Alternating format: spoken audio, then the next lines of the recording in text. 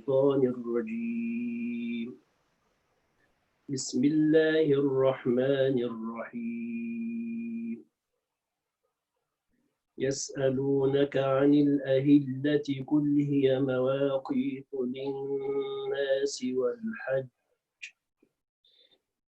وليس البر بأن تأتوا البيوت من ظهورها ولكن البر من اتقى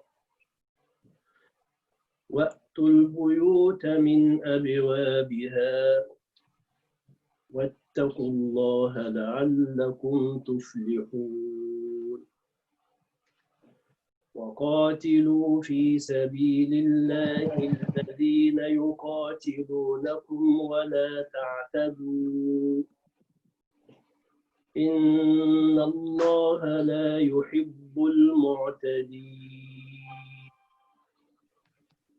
واقتلوهم حيث ثقفتموهم وأخرجوهم من حيث أخرجوكم والفتنة أشد من القتل ولا يزالون يقاتلون ولا تقاتلوهم عند المسجد الحرام حتى يقاتلوكم فيه فإن قاتلوكم فاقتلوهم كذلك جزاء الكافرين. فإن انتهوا فإن الله غفور رحيم. وقاتلوهم حتى لا تكون فتنة ويكون الدين لله فإن انتهوا فلا عدوان إلا على الظالمين. الشهر الحرام بالشهر الحرام والحرمات قصاص فمن اعتدى عليكم فاعتدوا عليه بمثل ما اعتدى عليكم واتقوا الله واعلموا أن الله مع المتقين. وأنفقوا في سبيل الله ولا تلقوا بأيديكم إلى التهلكة وأحسنوا إن الله يحب المحسنين. وأتموا الحج والعمرة لله فإن أحصرتم فما استيسر من الهدي ولا تحلقوا رؤوسكم حتى يبلغ الهدي محله فمن كان منكم مريضا أو به أذى من رأسه ففدية من صيام أو صدقة أو نسك فإذا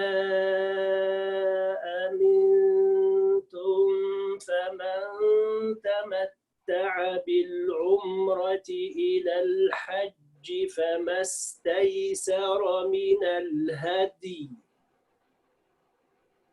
فمن لم يجد فصيام 3 أيام في الحج و7 إذا رجعتم تلك 10 كاملة ذلك لمن لم يكن أهله أهله حاضر المسجد الحرام واتقوا الله واعلموا أن الله شديد العقاب. الحج أشهر معلومات فمن فرض فيهن الحج فلا رفث ولا فسوق ولا جدال في الحج وما تفعلوا من خير يعلمه الله وتزودوا فإن خير الزاد التقوى واتقون يا أولي الألباب. ليس عليكم جناح أن تبتغوا فضلا من ربكم فإذا أفضتم من عرفات فاذكروا الله عند المشعر الحرام واذكروه كما هداكم وإن كنتم من قبله لمن الضالين.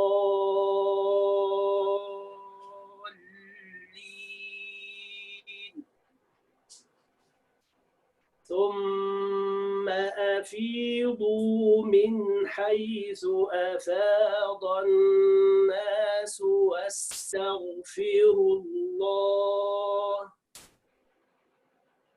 إن الله غفور رحيم. فإذا قضيتم مناسككم فاذكروا الله كذكركم آباءكم أو أشد ذكرا فمن الناس من يقول ربنا آتنا في الدنيا وما له في الآخرة من خلاق ومنهم من يقول ربنا آتنا في الدنيا حسنة وفي الآخرة حسنة وقنا عذاب النار. أولئك لهم نصيب مما كسبوا والله سريع الحساب.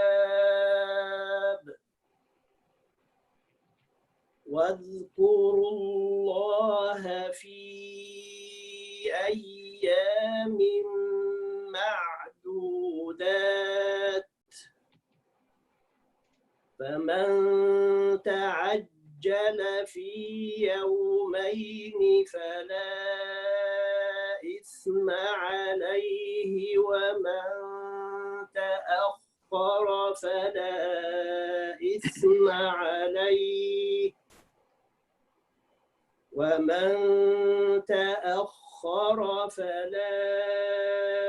إثم عليه لمن اتقى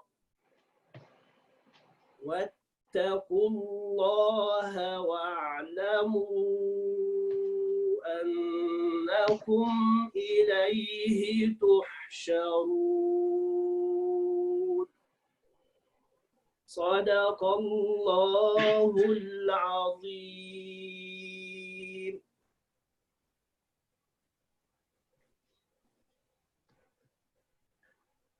السلام عليكم ورحمة الله وبركاته. بسم الله الرحمن الرحيم. الحمد لله والصلاة والسلام على رسول الله. Inshallah, today we'll be discussing a surah, Surah Al-Asr, that Imam al-Shafi'i said, if Allah subhanahu wa ta'ala had only revealed one surah, then this surah would have been sufficient for mankind. Allah subhanahu wa ta'ala says, Bismillah ar-Rahman ar-Rahim, wal-Asr, inna al-insana lafi khusr, illa alladhina amanu wa amilu as-salihati wa tawasaw bil-haqqi wa tawasaw bis-sabr. By the token of time, surely mankind is in a state of loss, except for those who believe and do good works, and counsel each other with truth, and counsel each other with patience.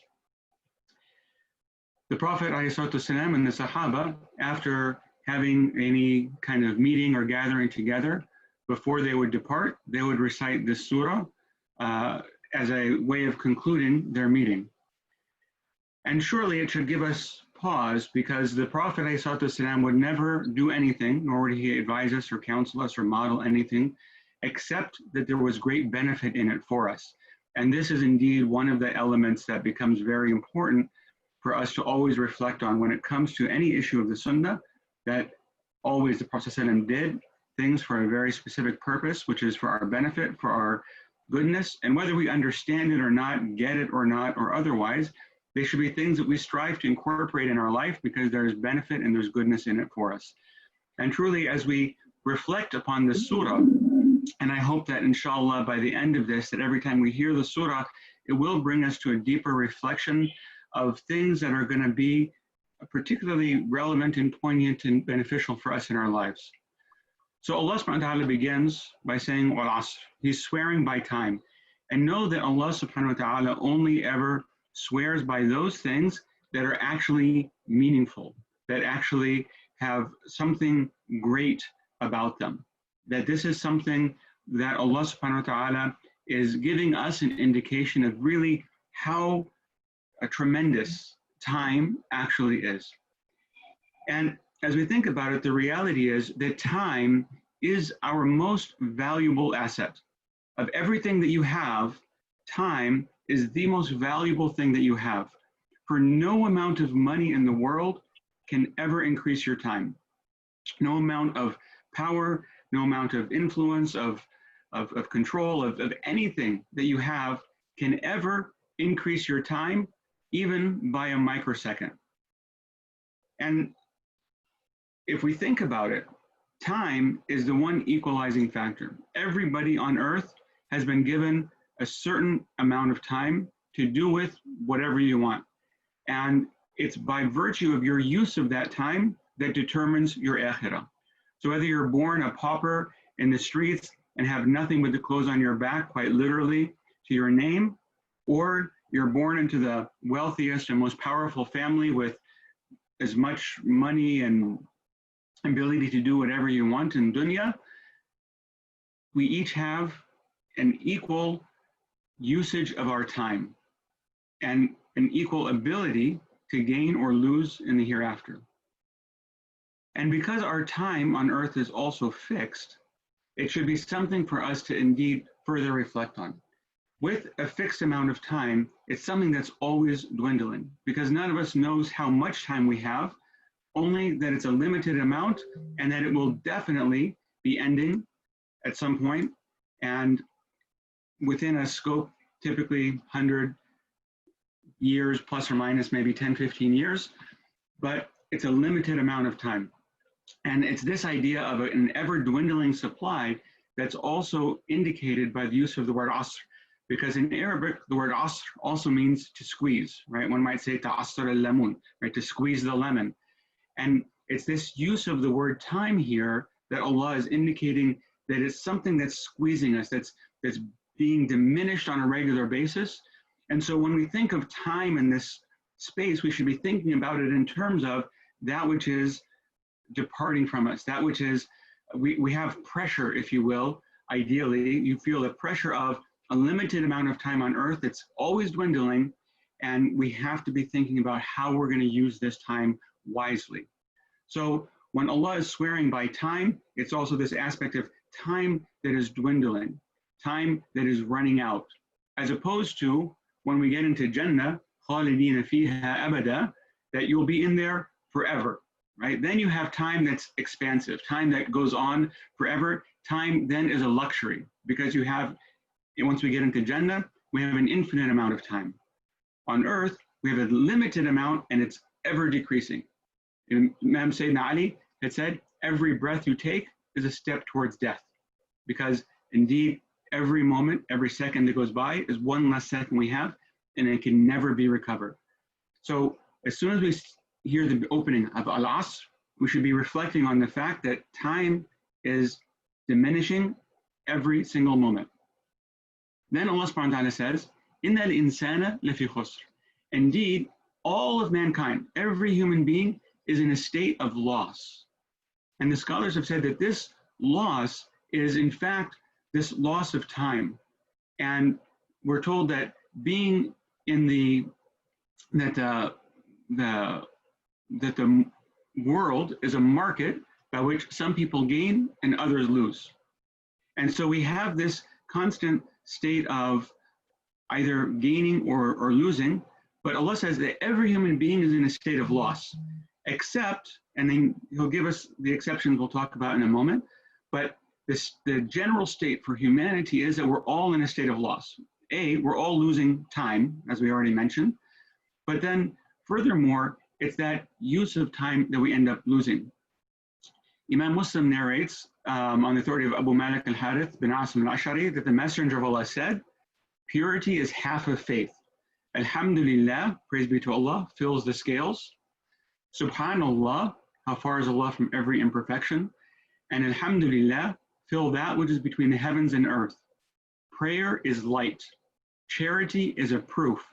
Patience is illumination. And the Quran is an argument for you or against you.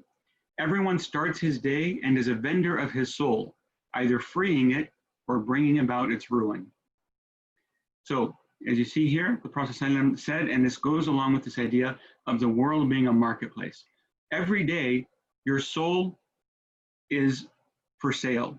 And the question is it being given to Allah subhanahu wa ta'ala, or are you selling it to the devil? We're told that we should be very, very conscious about this idea of our soul and of how we're using it and how it's being manifest, right? Hazrat Ali also said, there's no price for you save heaven. Beware not to sell it, save for it. And again, Allah mentions in several ayahs in the Quran, woe to those who trade the life of the hereafter for the life of this world, and what a miserable price they get for it. In other words, when we spend our time in ways that are counter to what Allah and His Messenger would have us do, and are ways that are maybe just for our own immediate pleasure or gratification, things that we do just because we feel like it and we want to, and we discard what Allah and His Messenger would approve of, this is selling. We're buying this world for a miserable price because we're giving up our akhirah. And so this idea of being in a state of loss should be something that's scary for all of us, because Allah says all of mankind is in a state of loss, illa, except those who do four things. So we have to do four things, and it's all four things, by the way. It's not multiple choice. It's not pick the best 2 out of 4, but we have to do four things to be out of this state of loss. And in other words, to be what? In a state of gain and benefit. Amanu, number one, we have to believe. We have to accept our Creator. We have to believe in Allah subhanahu wa ta'ala. This is number one. It doesn't matter if you say, oh, I'm such a good person and this and that, if I deny my Creator. We have to be in a state of acknowledging and believing in our Creator. We have to have belief in Allah subhanahu wa ta'ala. Number two, amalu salihat. We have to do good deeds. We can't just sit around and say, well, I'm a good person. No, I believe.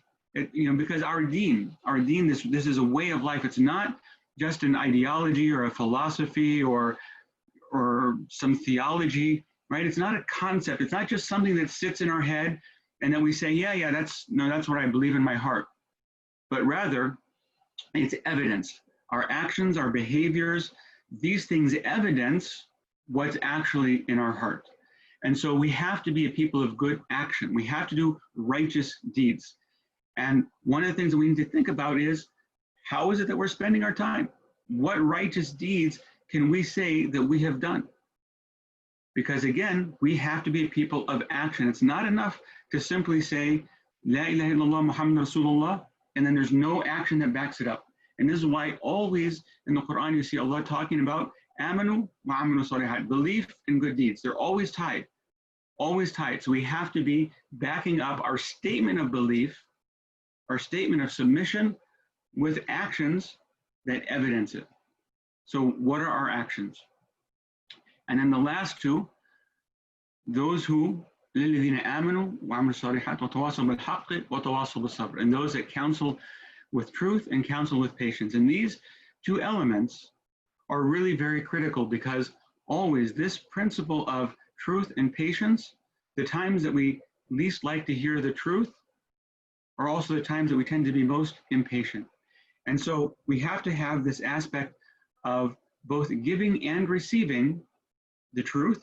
So we have to be willing to talk to others and speak to them the truth. And we have to be willing to have patience with those things.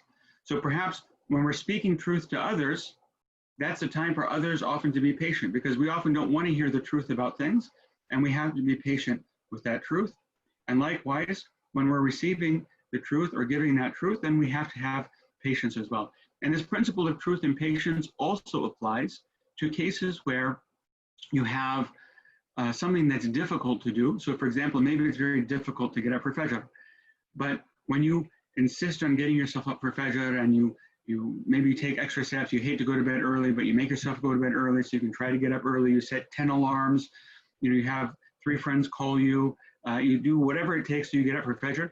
That's also an aspect of patience, forcing yourself or setting yourself up so that you do the things that you're required to do is also an element of patience.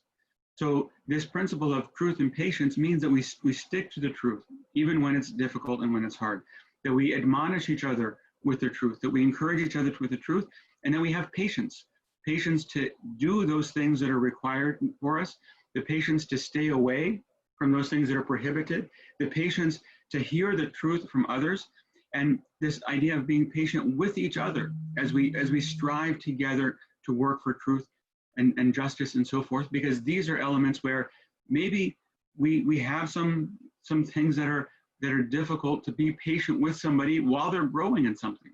Maybe we have some patience. It's difficult for us to be patient with somebody while they're going through something. So all of these elements of truth and patience, as they apply for us counseling others, and as it applies to us receiving, and as it applies to us doing the good and participating in the good. So these are the elements of truth and patience. Now, these things, when we do these things, we believe we're actively doing good deeds, and we're being patient with doing the good and staying away from the evil, when we're accepting the truth, even when it's hard for us, when we're giving good counsel and advice to our brothers and sisters about, coming to the truth and being truthful themselves, as well as being patient in times of difficulty and hardship and so forth. That's what takes us out of the state of loss. That's what enables us to turn our state from being one of loss to being one of great gain. And it's, if you imagine, think about, for example, the stock market, right? So many people lose in the stock market. Why? Because they don't really understand how it works, or how to be wise, and how to assess all of the different elements, if you will, of what makes a wise investment, what makes a halal investment, when is it good to buy a company and invest in that company, when is it good to get out of that company, how to read the trends, so on and so forth. And so most people in the stock market lose. Some people, however, consistently gain because they have a really good understanding of how the markets work and a good understanding of what are those elements that need to be understood to make a wise investment. And so this is much like life. The believer is the one who has that understanding. When we understand what Allah is asking of us, then we gain. All of our days are winning days. All of the days are days where we're gaining, that we're increasing our capital, that we are increasing in our closeness to Allah subhanahu wa ta'ala, we're increasing in our good deeds, and we are earning paradise, and I put that in quotes because we only ultimately gain paradise by the mercy of Allah, but we're putting our state where we're in a state of being in the mercy of Allah subhanahu wa ta'ala. We're working for that, we're gaining that. Again, we're the vendor of our soul, we are freeing our soul. We are setting ourselves up for success in the hereafter. And so this is what it is, that we are in a position where we are benefiting from our time that's ever diminishing. One of the scholars said that he learned the meaning of this verse, that man is indeed in a state of loss, from an ice seller. And he heard this person, he's out in the market selling ice, and he's saying, have pity on him whose capital is melting. Because of course, for the ice seller, back in the day before you have portable freezers, the ice seller, every moment, his capital, his ice that he's trying to sell is melting away. So he's trying to sell his ice as quickly as possible. And this is our life. It's melting away, and we need to be gaining from it, right? Our soul is crying out to us, have pity on the one whose capital is melting. Our time is running out, and we're being told, watch out for it. So I conclude with this, that we need to therefore be very conscientious about who our friends are in life. Who's with us? Who are your companions? Because invariably, as your companions are, so you will be. The Prophet ﷺ told us, be very careful as to who you choose as your Khalil, your close friend, because indeed, each of you will be on the deen of your close friend. And he said the deen, in other words, the way of life of your friend. There's no such thing that you say, these people are my best friends, but I'm not at all like them. I don't do the things they do. I don't engage in what they engage. The reality is, you will be like those people that you spend time with. And so if you spend time with people who are in a state of loss, who lose their time, who waste their time, whose time is being spent on all the useless things, right? They might be nice people. They might be quote unquote good people, as in they're not causing direct harm to others. But when you look at their time and think about your friends, the people that you like to sit with, right? The people that if you could invite someone to your home, those would be the people that you invite. If you were to receive an invitation, you would wish that it would be from those people, right? These are the people that are close to your heart, the people that you want to be with, that you enjoy spending your time with. What is the conversation of those people? Are they a people whose conversation is filled with useless things? They want to talk about sports and politics and games and so on and so forth, things that bring no benefit whatsoever to the akhirah. They don't bring one any closer to Allah subhanahu wa ta'ala. There's nothing productive or beneficial that comes out of it. Because if that's where your time is being spent, remember that one of the names of the Day of Judgment is the Day of Regret. Because all of us will have regrets on the Day of Judgment. That's not a question, but the question is how much regret? Do we strive to minimize our regret? Or do we think back and think, wow, I spent thousands of hours in utterly useless conversations that were a complete loss, that I gained nothing whatsoever? Or is the company that we keep company where invariably the name of Allah and His Messenger come up, where invariably a hadith is quoted, or some discussion of our scholars or some wisdom is brought up into the discussion? Are they things by which at the end of that conversation, we end up reflecting and drawing closer to Allah subhanahu wa ta'ala? And again, I'm not talking about anything being black or white. It's not one is completely this or completely that, but where's the majority of that conversation? Where does at the end of it, do I say that, you know what, I've walked away from this conversation and had some benefit from it, that I've left it in a state where I've had some increase in knowledge or some drawing closer to Allah subhanahu wa ta'ala? Or is my state really one where I walk away with having nothing at all gained and the time is completely lost? So who are my friends? Who are those that I spend time with? And are they bringing me up and causing me to be closer to Allah subhanahu wa ta'ala, or are they taking me away? And if they take me away, then I may need to say, you know what, I need to separate company. I need to not spend time with these people. And I'm not saying you have to be rude to them or anything, but you may just want to start moving yourself away from those people. Or perhaps you can be someone who brings them closer. Be that person then. If it's not others in your group of friends, be the one who mentions Allah and His Messenger. Be the one who brings up a hadith. Ask them what they think about it. Share with them some knowledge that you gained from a lecture that you listened to or a book that you read.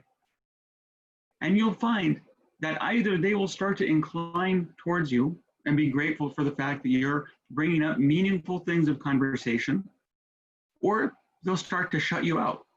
And if they do, then you know that that's not the group you want to be with, because you want to be with those that are bringing success. And think carefully about your time. Evaluate. Ask yourself, in the last 24 hours, what good deeds did I do? What amal salihat did I do? Maybe you say that, well, I'm, here now listening to a lecture, so that's something, inshallah, benefiting, increasing my knowledge and so forth. So alhamdulillah, that's good. I prayed dhuhr, or I'm going to pray dhuhr right after this. Okay, that's an act of worship, very good. Maybe you were at work prior to this, doing halal work to earn for your family. So you say, okay, that's, righteous deeds. I'm choosing halal work to provide for my family. Then maybe you got up and you had prayed Fajr and had breakfast. Okay, you ate the good food and you prayed Fajr on time. That was good. But what about the night before? Did you stay up last night binge watching Netflix and movies? Was that time completely wasted? And then what about the time before that? How was that spent? And again, let's just keep looking back. The last 2 days, the last week, what righteous deeds did I do? In what ways did I benefit others? What can I really say, these were deeds that I did because they were pleasing to Allah subhanahu wa ta'ala. What is it that I have to add to my scale? What is it that I will be finding in my grave of goodness? What will I find for myself on the day of judgment when it comes to my time and how it was spent? Because understand that every moment, every deed can be something that we have a benefit in. We can be winning literally with everything. Why? Because of the foundational hadith, إِنَّمَا الْأَعْمَالُ بِالنِّيَّاتِ. Indeed, action is by intention.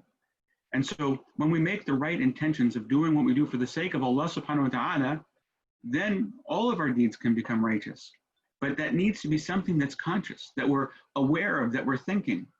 So that if we're spending time with our family, we make an intention, I'm spending time with my family to build my family ties, to increase the bond of our family, to bring us closer to Allah subhanahu wa ta'ala. And in doing that intention, then you make the intention, okay, so if I'm doing that, and my intention is to spend time with my family, then let me make sure that my family is also praying together. Let us get the reward of Jama'ah prayer together.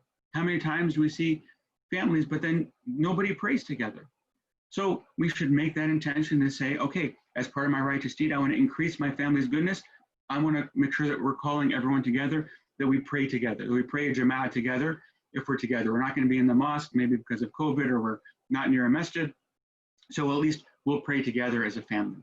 So we bring the family together to pray together. And we make sure that we're doing our du'as then, because maybe then that comes to mind, that we can make sure that everyone's doing some dhikr or some dua. We can encourage the other family members to do sunnah if they weren't inclined to do sunnah. And so with this intentionality of spending time together as a way of building the bond in our family, then even something as simple as, hey, we're all just staying home together, we now start to think of other ways to increase our goodness, to be closer to Allah subhanahu wa ta'ala. And in doing so, we find that good begets good. And so I just conclude with that comment that inshallah now, every time we hear Surah Al-Asr, and hopefully we hear it a lot, and we remember to end our gatherings by reciting Surah Al-Asr, that we think about our time and how we're spending it, how valuable it is, and who is our company, and how do they influence our time and how we spend it, so that we might be people who are a positive influence on those around us, that we might be always gaining by our time, so that each moment that Allah gives us becomes a moment by which we improve our condition with Allah and we improve our condition in the hereafter. And I can ask that Allah subhanahu wa ta'ala grant that all of us be a people who are mindful of Him, who are mindful of our time, and who make that good intention to make each of our deeds that which is pleasing to Allah, so that we are constantly in a state of gain and not in a state of loss. And may Allah protect us always from being in a state of loss in any of the meanings of loss, whether it's loss of our time, loss of our akhirah, loss of our faith, loss of our emotional states, loss of anything. We ask Allah protect us from all loss and give us gain in every aspect of our life. And I'll conclude with Surah Al-Asr. Bismillah ar-Rahman ar-Rahim wal-Asr. Inna al-insana lafi khusr. إلا الذين آمنوا وعملوا الصالحات وتواصوا بالحق وتواصوا بالصبر.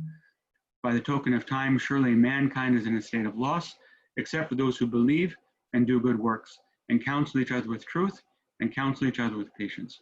وآخر دعوانا أن الحمد لله رب العالمين والصلاة والسلام على رسول الله أشرف المرسلين. السلام عليكم ورحمة الله وبركاته.